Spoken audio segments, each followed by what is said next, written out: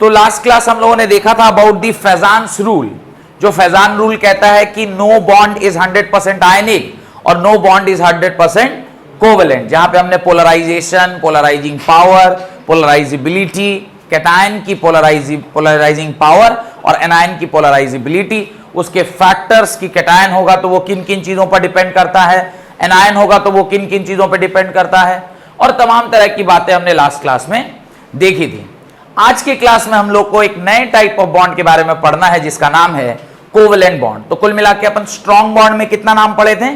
4 नाम पढ़े थे। आयनिक बॉन्ड, उसके बाद फेजान्स रूल, फेजान्स रूल के बाद कोवेलेंट बॉन्ड, उसके बाद आएगा कोऑर्डिनेट और लास्ट में मेटालिक बॉन्ड। तो इससे आपका चारों स्ट्रॉन्ग बॉन्ड जो है वो क्या हो जाएगा?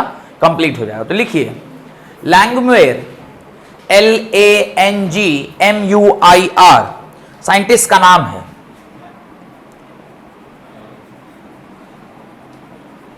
इन द ईयर 1919 1919 में इन्होंने पहली बार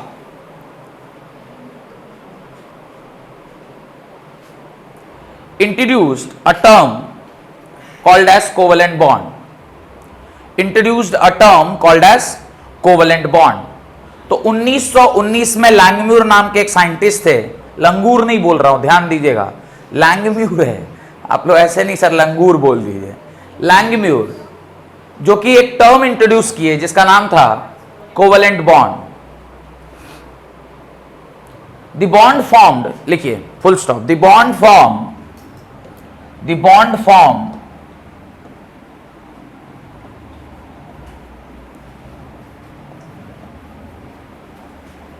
by mutual sharing of electron, the bond formed by mutual sharing of electron between two atoms is called covalent bond. यहां पर म्यूचुअल शेयरिंग हो रही है, एक एटम दूसरे एटम से इलेक्ट्रॉन शेयर करके आपस में बॉन्ड बना रहा है, उसको हम लोग क्या कहते हैं? Covalent bond. This bond is formed between, this bond is formed, full stop देके आगे लिखिए, this bond is formed between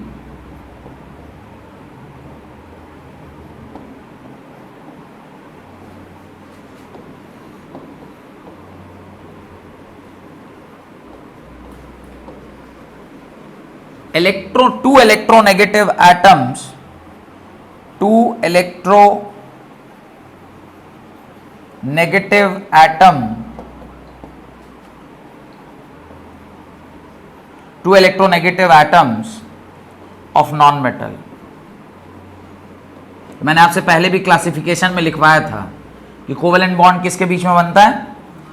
non metal के। इसका एग्जाम्पल है हाइड्रोजन, इसका एग्जाम्पल है क्लोरीन, इसका एग्जाम्पल है ऑक्सीजन गैस, इसका एग्जाम्पल है नाइट्रोजन गैस। ये तमाम तरह के जितने भी गैसेस हैं, this all are the example of covalent bond. Non metals के बीच में इन तरह के बॉन्ड का फॉर्मेशन होता है। डन, हेडिंग डालिए next, types of covalent bond, types of covalent bond. मुख्यतः ये 3 प्रकार का होता है। पहला single covalent bond, single covalent bond,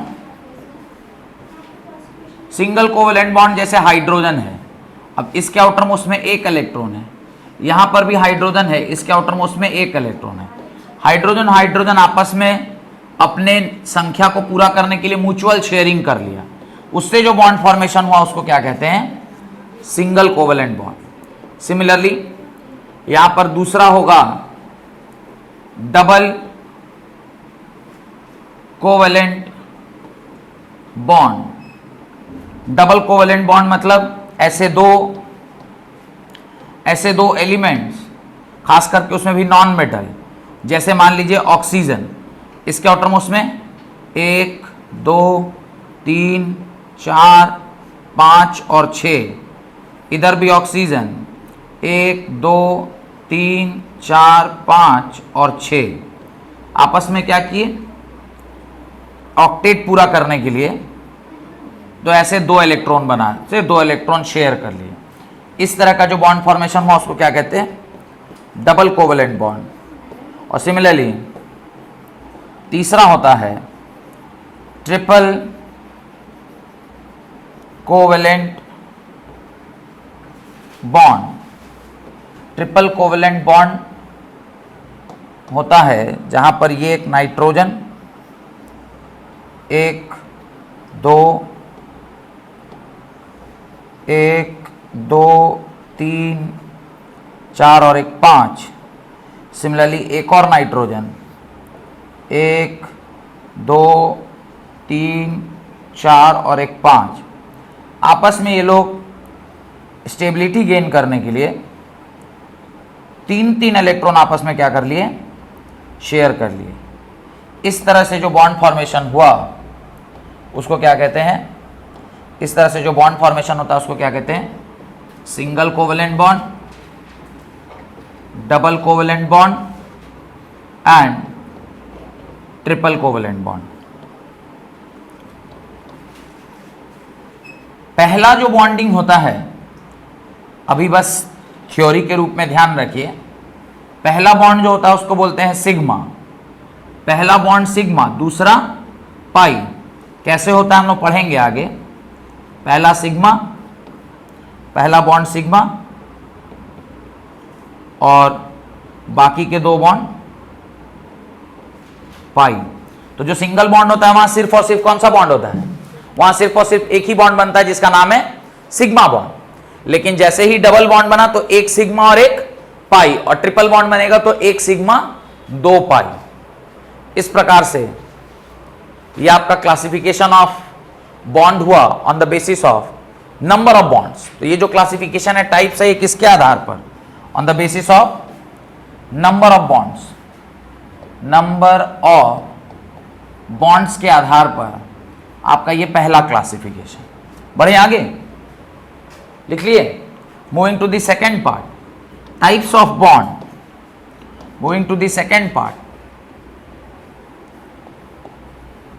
types of bond, types of bond on the basis of polarity, on the basis of polarity, on the basis of polarity। अब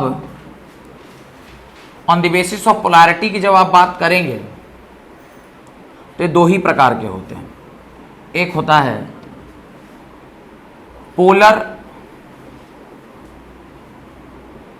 covalent bond.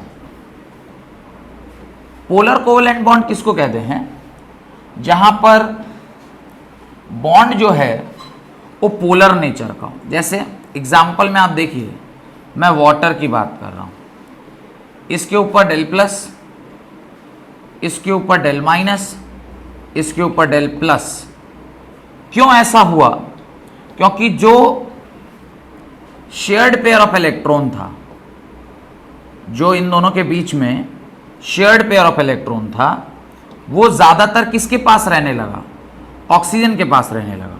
क्यों oxygen के पास रहने लगा, क्योंकि electronegativity of oxygen is greater than the electronegativity of what, hydrogen.